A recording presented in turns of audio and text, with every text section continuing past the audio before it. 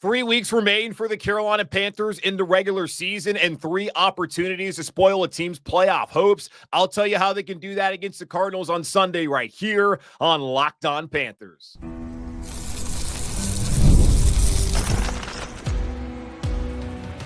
You are Locked On Panthers, your daily Carolina Panthers podcast. Part of the Locked On Podcast Network, your team every day.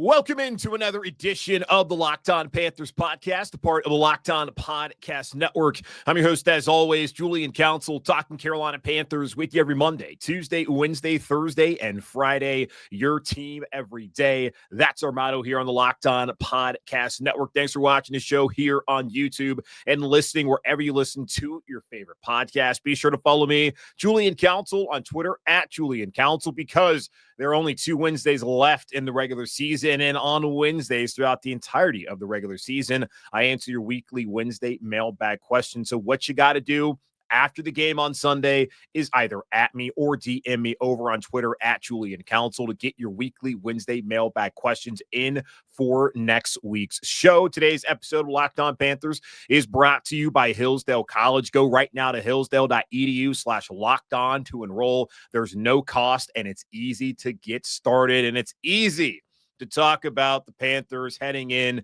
to the next couple of weeks, as there are some opportunities for Carolina to really play spoiler at the end of the season, as it's possible they hold the key to who will be the winner of the NFC South this season as they face off against Atlanta and Tampa on the road to close out the season.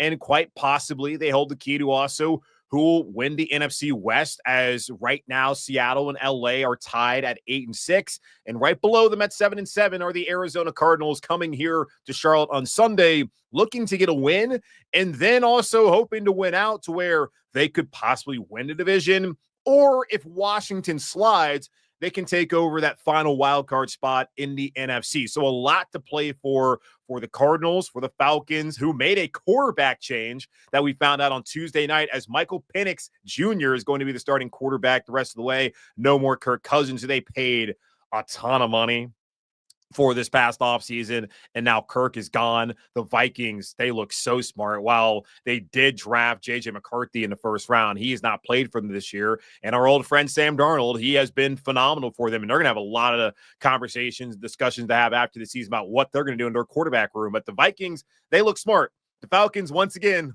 well, they look like idiots. It is the Atlanta Falcons after all, but they still have a lot to play for, and so does Tampa, a team Carolina should have beaten a couple of weeks ago. But let's talk about Arizona first and focus on this game coming up on Sunday, where the Panthers are 4.5-point underdogs at home in the home finale here in 2024.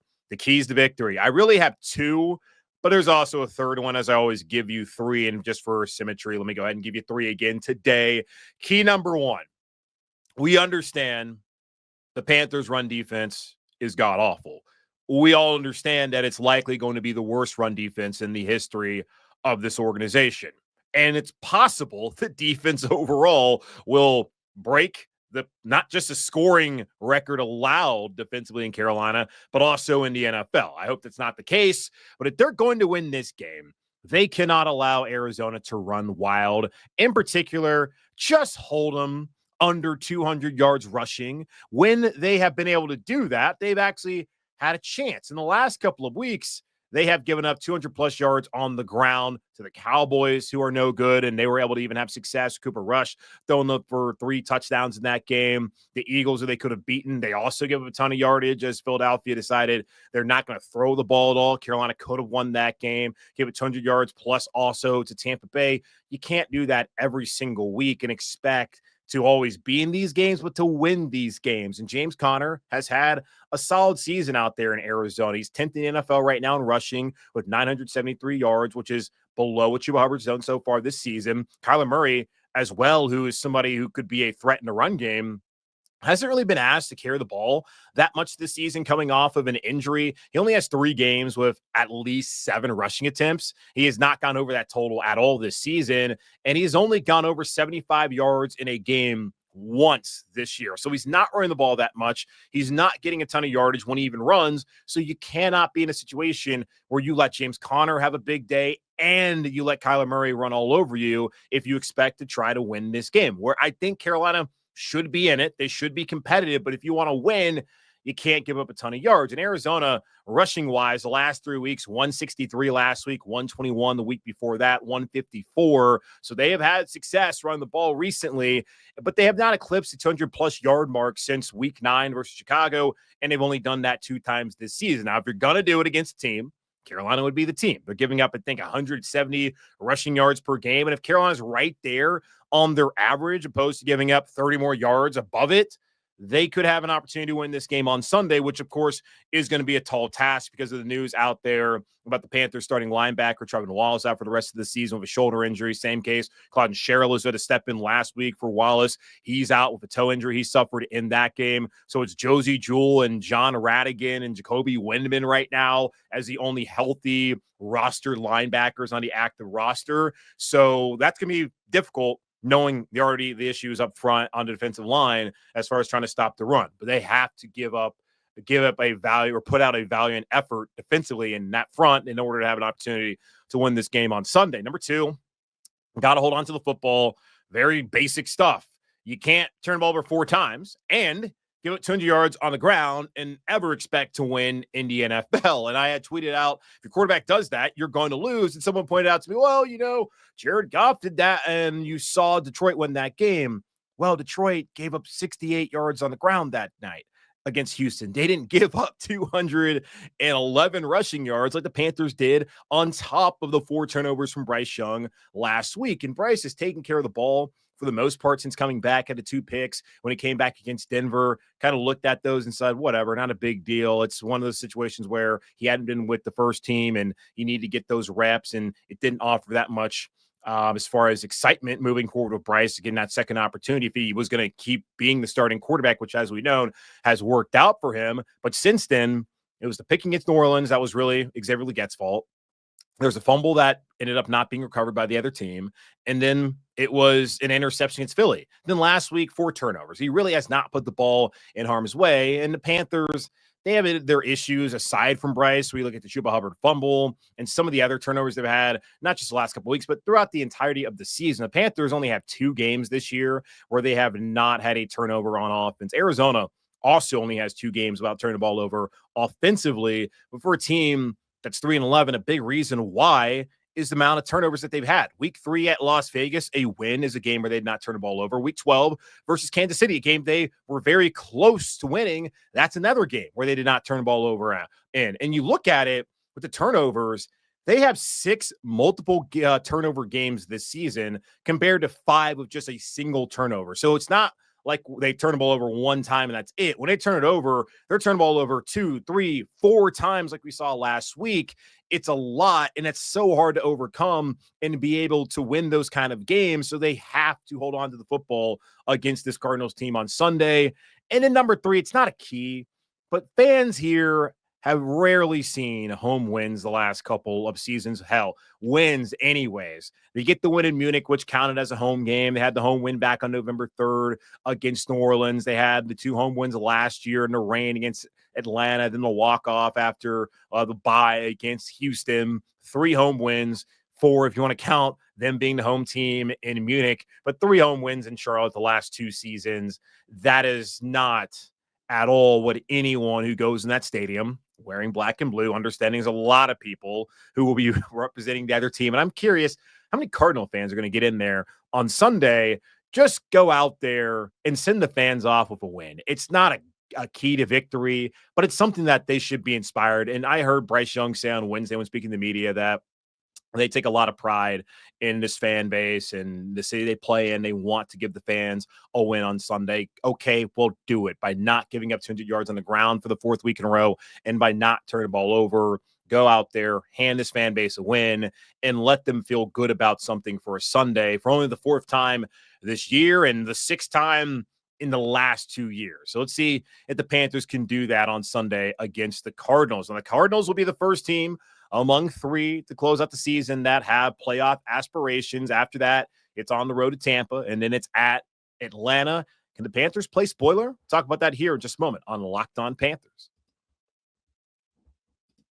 Today's episode is sponsored by Prize Picks. If you love watching the game, you're going to love Prize Picks, the easiest and most exciting way to play daily fantasy. Whether it's football, basketball, or any of your favorite sports, Prize Picks makes your holidays bigger and brighter. You can now win up to 1,000 times your money on Prize Picks. Plus, this holiday season, they're giving away $30+ million in rewards during Picksmas and offering 2 free picks in December. And when your picks hits, Prize Picks makes it easy to cash out. You can get your money in as fast as 15 minutes. Download the Prize Picks app today and use code LOCKEDONNFL to get $50 instantly after you play your first $5 lineup. That's right, $50 instantly when you play just $5. Prize Picks, run your game. It's that time of the year. The college football playoff is back, and with the newly expanded 12-team format, it's guaranteed to be bigger and better than ever, bringing you all the hard-hitting and high-flying excitement that you love.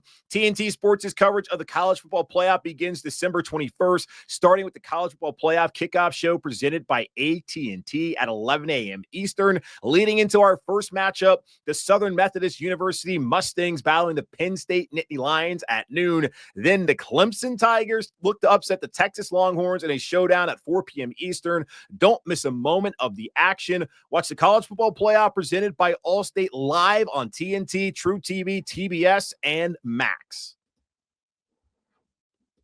Right back here on Locked On Panthers, gave you my 3 keys to victory, really 2 keys and just one hope for Carolina heading into this game on Sunday against the Cardinals. And this is an opportunity, the first among 3 to close out the season, where the Panthers can play spoiler and really dictate who will be either the NFC South champion, possibly NFC West champion, and possibly who gets that final wild card spot in the playoffs in the NFC. Looking at it right now, Arizona is 7-7. Seattle is 8-6. LA 8-6. San Francisco, shockingly, but all the injuries makes it not as shocking, sitting at 6-8 through 15 weeks of the 2024 season out there in the NFC West. You also look at the wild card right now. Washington, the Commanders, one of the surprises of the season. I think Arizona is also a surprise. We talked to Alex Clancy about this yesterday, as he's kind of on the fence with this team, doesn't trust them. And if they go and lose to the Panthers again, he certainly should not trust them. And I got this wrong. The last game they did play was in 2022. Panthers did lose. It was 21.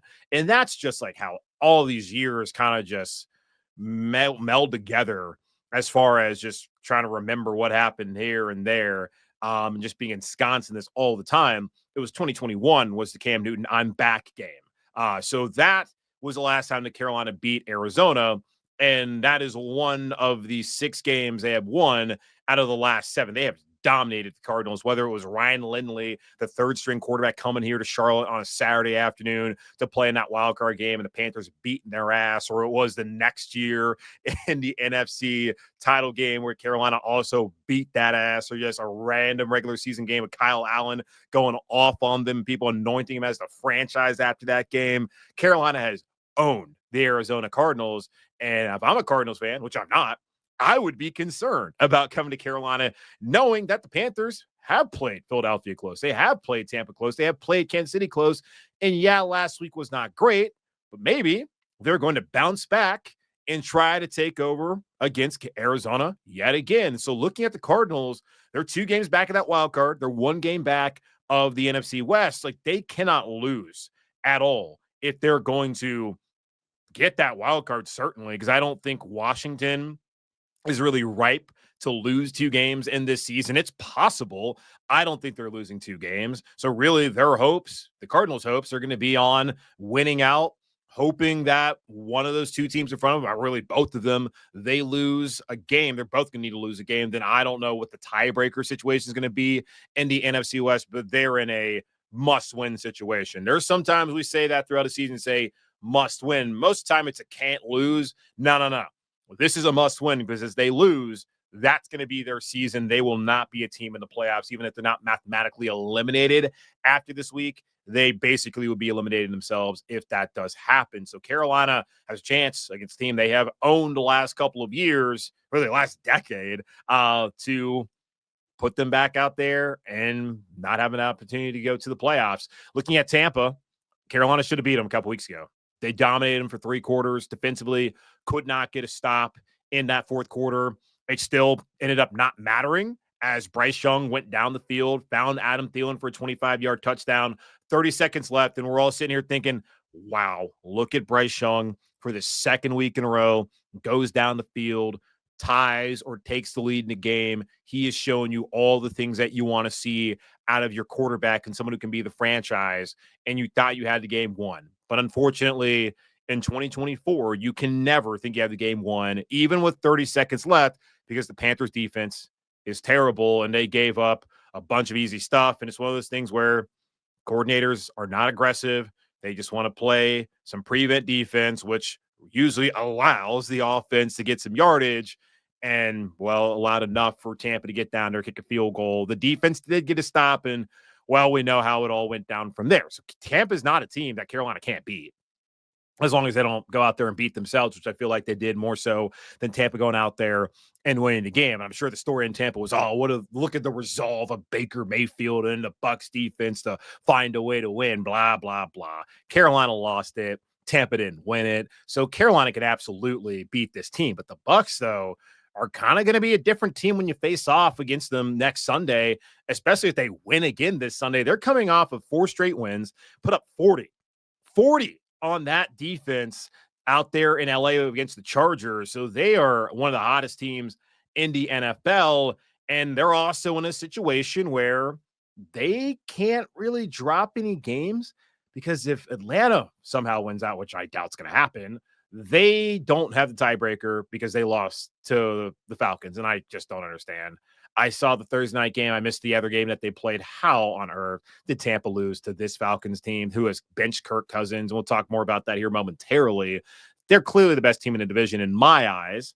But if they finish 10-7 and Atlanta finishes 10-7, Atlanta is going to the playoffs, and they would also, like the Cardinals, if the Cardinals went out and don't win the division, would need Washington to come back to them to have an opportunity to get that final wild card spot, which just does not feel realistic. So Tampa kind of needs to finish 11-6 to feel pretty good, even though I think Atlanta's going to give them another game and allow a 10-7 finish to be good enough to win the NFC South. Carolina's going to have a say next week against them and in Atlanta in Week 18, and how sweet it would be for the Panthers to go down I-85 South, head in there. The Falcons feeling good about themselves. Panthers beat the Bucs, and the Falcons are right there with an opportunity with Michael Penix Jr. beating the Giants this weekend, beating the Commanders next weekend, for them to be right there thinking, here we go. We got our quarterback. We're at home. We're playing the Panthers. We're going to win this game. And then for Carolina to go in there and just beat them. How sweet would that be? I think that's my preferred scenario of how the season plays out. Of course, would love a win against Arizona first, a win next week against Tampa, then to have that position to beat Atlanta in Atlanta Week 18. Oh, man, you can just see it right now coming, that if that's the situation, the Falcons 100% lose that game. Absolutely will lose that game. But Michael Penix Jr. now starting likely in that game, unless, God, hopefully nothing happens to him, because he was so fun to watch at Indiana first during the pandemic, that game against Penn State where he reaches to the pylon, and I don't even know how you could ever call it a touchdown or not. It was so close, that play. And then how great he was at Washington, especially last season. That dude is fun. And it is unfortunate that he's playing for a division rival, because I want to sit here and just love him. But I don't think you guys are going to allow me to do that. So it would be very curious. It makes that game far more interesting, even if there was playoff implications, which may still be the case a couple weeks' time. Make it a lot more interesting to see what he can do. As you look at the division, I don't know what New Orleans is going to do at quarterback. Carolina's hoping to have Bryce, I think, again next season, based off of how things have gone in the last 6 weeks or so. And we got to see how things play out the next 3 weeks. But it looks like Carolina has their guy, at least for next season. Hopefully, fingers crossed. I would like to see Bryce get another opportunity and for things to work out. Tampa, Baker, no Canales, no problem, as Liam Cohen has come in, done a good job with him as well. So that looks like that's their guy in Tampa Bay. for now and maybe even long term. They can sign him to the deal. They could get out of it if it really didn't work out. But it looks like Baker's going to be that guy. So Michael Penix Jr., he could be the dude for Atlanta. There's not really one team you look at and feel very confident that in 5 years, the quarterback starting for them today is the quarterback for them in 5 years. So Atlanta, not even Atlanta. Obviously, New Orleans is not going to have Derek. If they have Derek Carr 5 years from now, I don't like what happened for that to be the case, other than Derek Carr becoming like the best quarterback in the NFL.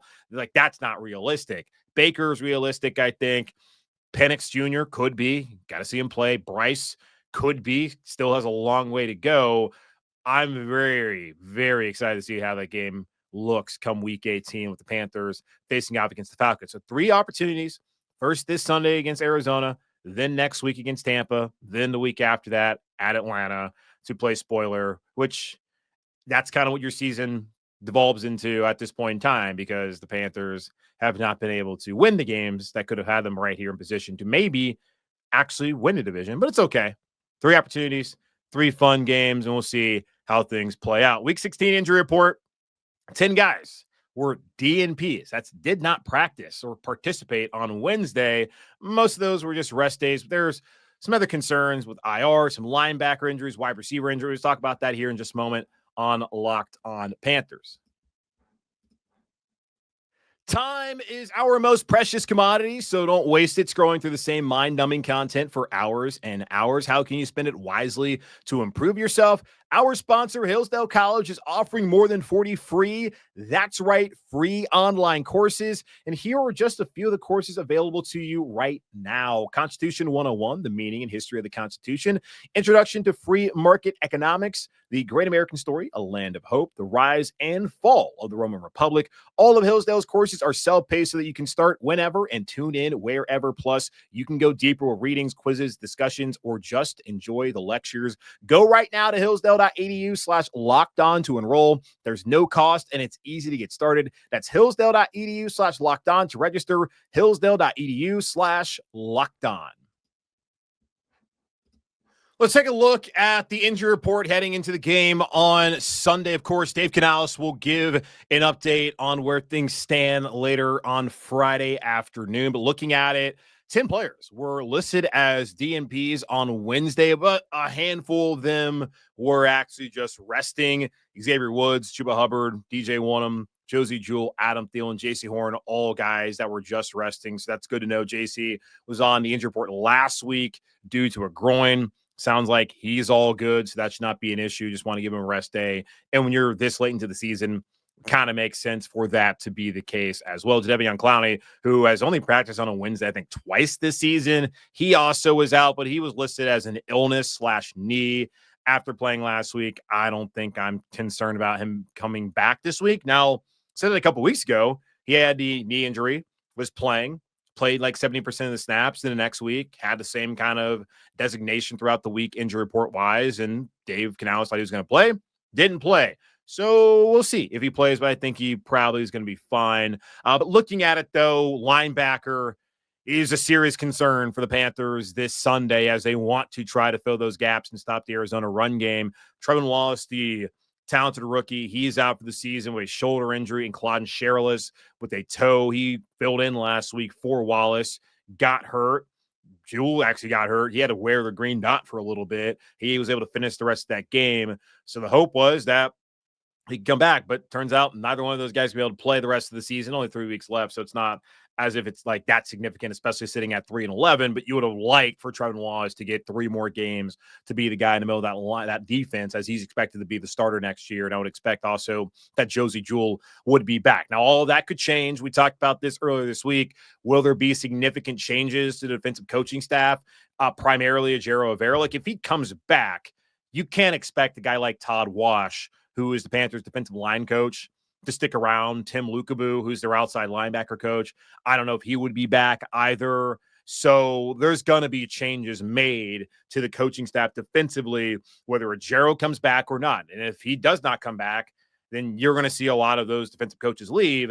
And then how does the new coach feel about a guy like Jewell, who I think primarily came here because he had already played in the system and had a relationship with Burt, not is it Burt Watts or it's Pete Hansen. Pete Hansen is the inside linebacker coach, coached him there in Denver. And of course, Jero Rivera was his DC for that season. One of the best he's had, maybe the best he's had in the NFL. So Josie, he of course right now is healthy. We had that rest day. It makes sense get him a rest day if you already know that your other two linebackers that you would call on are done. John Radigan had to come in at a point in time last week where he was actually, I think, the only linebacker on the field for a couple of packages there as Jule's an injury temp. So he would likely be the starter next to Josie Jewell. Jacoby Windman is the other player that they have. And then Jackson Mitchell, someone on the practice squad, I would expect he'd be elevated so they can have another body there to play linebacker, also help out on special teams. Wide receiver, questions there as far as who's going to be available for Bryce Young. As Xavier Legette has the hip injury and is not expected to play this week. He was listed as a week-to-week by Dave Canales on Monday when he's met with the media, and he could be done for the season. I'm thinking at this point in time, kind of looking like we're looking at Trevin Wallace. I don't know how significant that injury is, but if he's got any kind of bumps or bruise at this point, that's going to keep him out for a week. Just go ahead and let it be the rest of the year. At 3-11, guys are a part of your future. No reason to risk their bodies anymore because what exactly are you playing for? David Moore, he's currently in the concussion protocol. He was limited on Wednesday, so if he can't go, that's going to leave Adam Thielen, Jalen Coker, Devin Tompkins, Velus Jones, and Dan Chisena as the healthy options. And Chisena was just signed from the practice squad on Tuesday to the active roster. So it's really Thielen, Coker, Tompkins, that who you would be using a lot, and then seeing what you can get out of Velus Jones and out of Dan Chisena.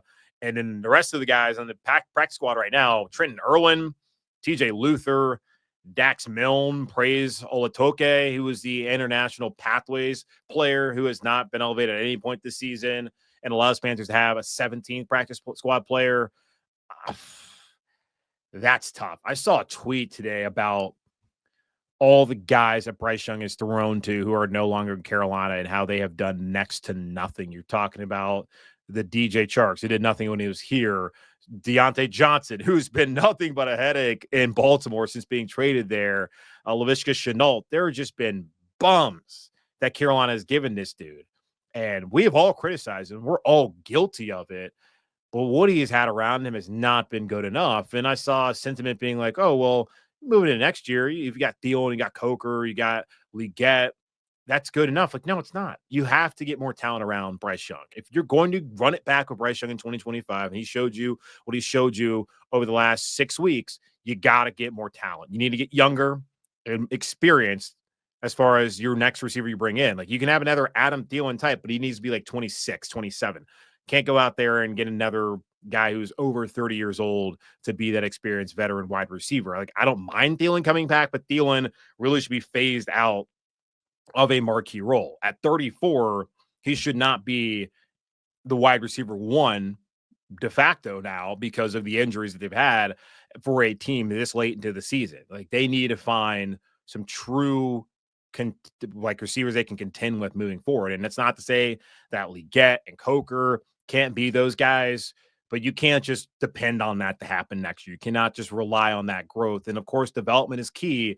You got to find guys who are proven commodities, who have the right attitude and want to come in here and compete and really help elevate that room and help out your quarterback, whether it's Bryce or not. So looking at this week, it's Thielen, it's Coker, and it's probably a little bit of Tompkins and more of a gadget role. We'll see whether Moore can play, because that would be important, because they need him, Thielen, and Coker really to be those guys, and then actually have Devin Tompkins truly in a gadget role instead of trying to be that third receiver. Looking at the rest of it, A'Shawn Robinson, knee, he did not practice on Wednesday. That's one to monitor, as he's been the best defensive tackle, as they illustrated on Wednesday when we were talking about that defense. Terrible defensive line they've had this season. Does not help, of course, that Derek Brown's been out, but the other guys needed to be much better than they've been. And then Raheem Blackshear, who missed last week with a chest injury, big reason why they brought Velus Jones off of the Jags practice squad, and Devin Tompkins had been filling in for him.